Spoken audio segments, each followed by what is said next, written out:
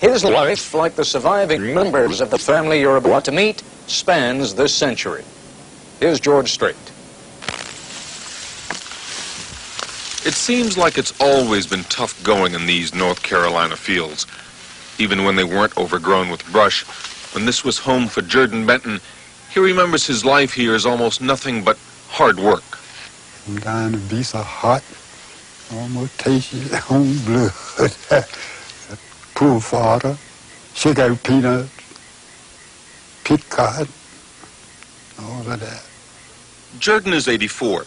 He's the youngest of the 19 children that Tim and Easter Benton had, and one of only 2 who are still living. Tim and Easter were born in slavery, but Jordan and all of their other children were born free. Tim bought this land from his old slave master, after the master went back on a promise to give it to him. Today, the old homestead barely stands and someone else works the fields, but what Tim and Easter started here more than 100 years ago flourishes, and has for 4 generations.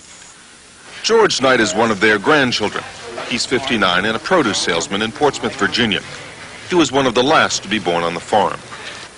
Athalia Knight is one of their great-grandchildren. She's 30 and a reporter for the Washington Post. She's part of that generation which was the first to be born off the farm. Chris Burton is one of their great-great-grandchildren. He's 15 and a city kid from New York. He's part of the generation which the family says is the first to be born in true freedom. The story of this family, as it has been for many black families around this country, is a story of people struggling to maintain their dignity in the face of the most awful indignities. By the time Tim and Easter were married, Easter already had 2 children.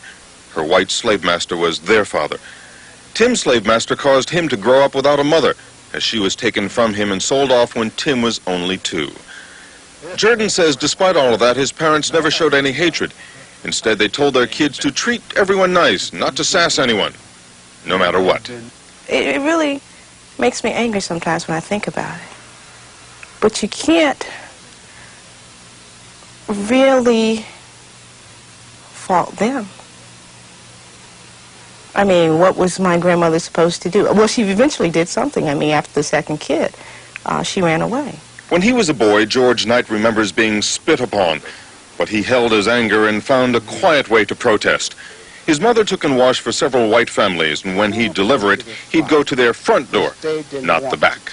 They didn't want me to come to the front, but I would do this from a child. And mother today, if she was living, she would tell you the same thing, that she had problems with me by them telling, the family telling her, out of the 10 children, I was the worst one of them. But despite that attitude and all that was done to them, one finds virtually no bitterness in any of Tim and Easter's descendants. My family doesn't sort of like to expend a lot of energy on sort of negative things. And I think that no one really sees any value in sort of saying, I hate white people.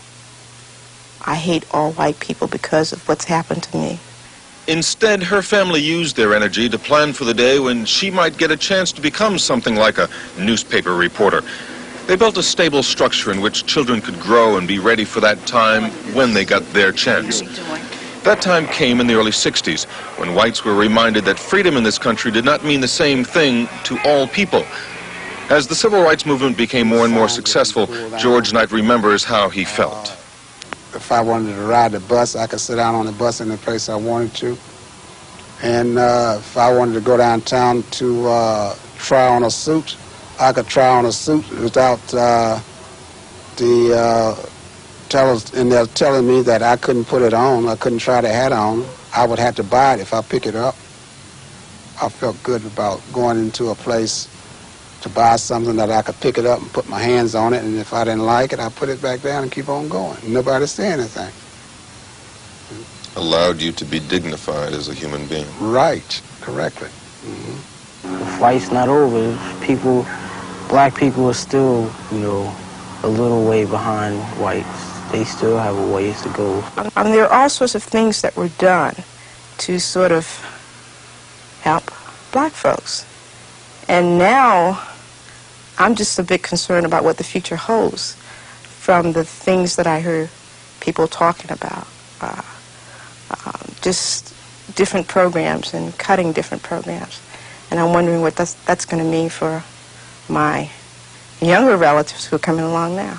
People will stand up for their rights, and at least I will.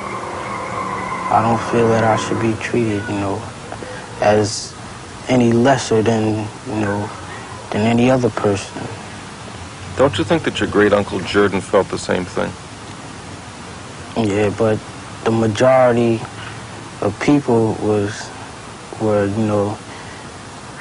they were white, and they had the most power. So really what he felt had no significance.